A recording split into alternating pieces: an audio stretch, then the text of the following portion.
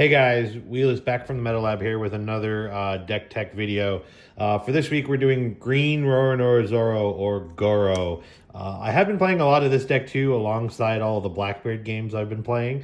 It's probably my second favorite deck in the format right now, so I'm happy to dig in and kind of show you kind of what we're working with and kind of what the group here has brewed up for the deck list. So, for those of you that don't know or have been living under a rock, Zoro is one of the better green decks that have ever come out to play. 5k, 5 life leader, mono green, Dawn X3, activate main once per turn. If this leader has been in combat with another character, I get to restand this leader, and then I can't swing at any character with cost 7 or less for the turn. But essentially what this leads you to be able to do is you'll simply grab 3 Dawn, you'll attach it to the leader, and then you'll swing 8 at a character, restand, and then you get to go 8 at leader. So you still get to pressure leader, you get to pressure and clear the board, all while developing your own board there, which is really powerful. To me, this kind of feels like, you know, my love of Teach, my love of black-based removal decks. This is kind of like Green's best version of that, where it gets to do all those same things, right? I get to pressure the hand, I get to reduce the hand size, I get to be the one playing with like a 9-card hand while my opponent only has like 3 or 4 cards in their hand because they had to protect their board, otherwise they just lose everything and die to big dumb 12k swings from the leader here in the late game. So it's a really fun deck, it's a really powerful deck. It does prey very well on learning and mastering fundamentals, and a lot of the skill sets that Teach kind of teaches you, I think, navigates pretty well to this leader, and makes it a very strong pick for those that like that style of deck. So without further ado, getting into the deck list, I am playing the standard 4 copies of Perona Searcher and 4 copies of Hiyori Searcher.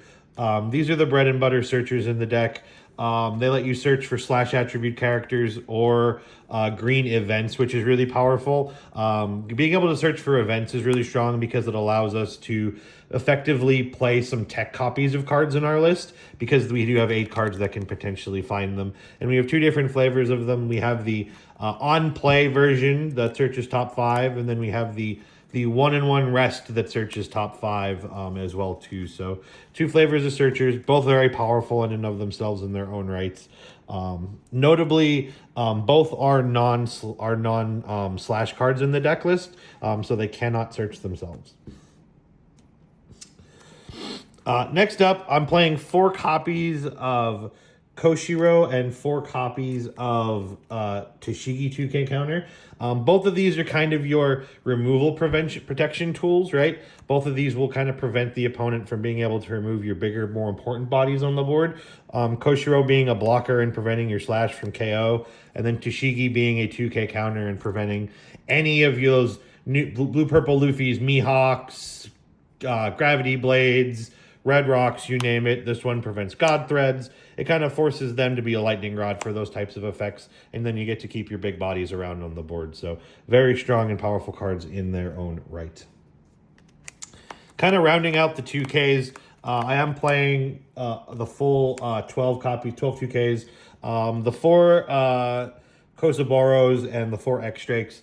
Most of the time these are 2Ks, but this is interesting tech into something like Rayleigh in that it can kill a 1-drop, so it's the only card in the deck list besides like Perona swings that kind of deal with Buggy, that 3-cost Buggy that they play in Rayleigh. So this is a great card to answer that, as well as kind of KOing. Maybe if they play like a double Searcher, you get to play one of these on the board and KO the Searcher with Leader Swing of this.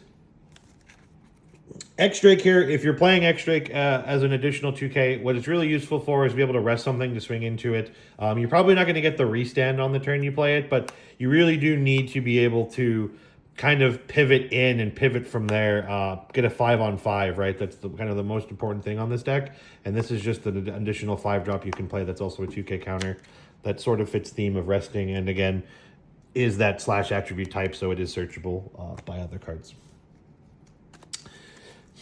Now for the heart and soul of the deck, I'm playing 2 copies of Kuina and 4 copies of Toshigi. Kuina is basically, in some instances, Toshigi's 6 and 7. It's a little weaker in that it's a 4-cost 1K that you have to rest itself, attaches 3 Dawn to your leader, and then rests a 4 or less. So it's a little smaller of a range, whereas Toshigi's an on-play, give 3 Dawn to your leader, rest a 6 or less, excuse me. Wow. And then it's also a 7K beater on the following turn. So this is kind of like when you think about like old school green purple, when everybody was building green purple, they said like, the deck lives or dies by the Sanji pudding. Well, this deck is kind of in that same vein with the Tashigi, right? This deck lives or dies by how many Tashigis you play. The more Tashigis you play, the farther ahead you feel, because you're just putting so much pressure onto your opponent's board turn after turn. Tashigi Light and the other 5-drop we choose to play is 4 copies of Cavendish. It's by far one of the weaker cards in the deck, in my opinion.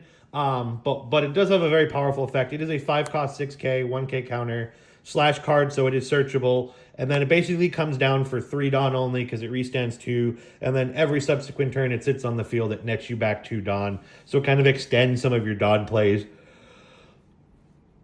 to be able to do it a little bit more and be able to interact a little bit more, especially when you're trying to play a body and still get that 3 Dawn requirement for the Zoro to be able to swing and restand himself. He kind of helps out in that avenue as well. And then, of course, the boss monster of the deck, we are playing the 4 copies of Dracule Mihawk. It's really a 4 Dawn play. You play it, you untap 4 Dawn, and you get to go whatever you go ham with it. 8-cost 8K blocker. This card's just good. Play this card. This card's great. It does probably die a little bit later on in the in OP13 format, but for now, this card's insane, and you should always play copies of that card. 2 copies, and my spicy tech, or not so spicy, but known tech, is 2 copies of the 4-cost Roronoa Zoro. Right now, this card is just very good. There's a lot of slash attribute decks, the mirror, different things like that. So this being a 6K and can't be KO'd by slash is just very, very strong in the game right now. So just another great card. You play this in the mirror on even curve, and you just swing 6, 6, 6, 6, 6 over and over again. And there's very little cards in the deck you can see here that can really out this card and get this card out of the deck list. Now for the events. I am playing the one of Because of the Side of Justice 0-cost event. Again, it's a searchable event, so I don't feel like I need to flood the board with a lot of it. The deck does have a ton of counter in it, but just this bonus additional counter is always good, and then it has a pretty nice trigger, so we do play 1 copy of that. We are on 2 copies of Paradise Waterfall. I think this card's really good. It definitely has its niche scenarios. It has ways it's good, ways it's bad. But in conjunction with something like a Mihawk, we're able to block their first swing, and then they swing like 7, and you give them this Paradise plus a 1K, untap the Mihawk. Now you have another Mihawk blocker ready to go. Just makes the math pretty annoying for your opponent. So essentially, this 1 card kind of becomes almost 3 blocks in and of itself. So it's a very strong card in that effect. A lot of the times you'll have a rested Tashigi or maybe a rested Kuina, and they'll swing some number, and you'll be able to just kind of pop the Kuina back up too if you need to keep it for extra lethal, for building extra Dawn later on in the game. So again, it's got its niche scenarios where it becomes very impactful and very strong. So very all-around good card. Next up, we are playing the 2 copies of Demon Sword style Dead Man's Game. Obviously, this card's really great. These modal cards continue to impress me more and more. Just being a 3K counter on your leader when you need it to be. But then also for 4 Dawn, it's a Hody Jones effect. We're able to rest 2 things, whether it's 2 Dawn, 1 Dawn, and a blocker, 2 blockers, whatever you need. You push for lethal, especially when you're trying to push hard for that lethal range, really helps you out there. So this card's an all-star. 1 of Electric Luna. Again, searchable card. Able to find it with your Peronas, able to find it with your Hioris. Just an amazing card. Literally is sort of like a time walk for those that play Magic. You're able to just freeze all of their board, be able to take an extra turn and just kind of kill them on the crackback. The fact that it's 3 Dawn is really impressive, because the last card in the deck, the 4 copies of Luffy is the Man Who Will Become King of the Pirates, the restand ability, where you get to just restand your Zoro for free and keep swinging, similar to the old Uta card that did that, is powerful because you can kind of hide this within this card. You'll swing a big number with Zoro, keeping 3 Dawn back. They'll prep for restand, they'll block, they'll do whatever, and then you'll just fire off a Luna, freeze their board, they can't do anything, untap, and then kill them with one of these events and on the crackback. So it's very strong, it's very powerful. This card's nutty. This card lets you go like 12, 12, 12 in 1 turn, right? Swing at a character for 12, it dies, you untap, you swing 12 again. You play this, you untap, you swing 12 again. Interesting trick with this is the Zoro leader ability does prevent you from attacking 7 costs when you restand him via the effect. But if you swing with Zoro at a character, play this, restand, then you are free to swing at another character again because you haven't used that effect yet, and then when you restand it, you'll be locked under that effect. So very interesting and very powerful mechanic.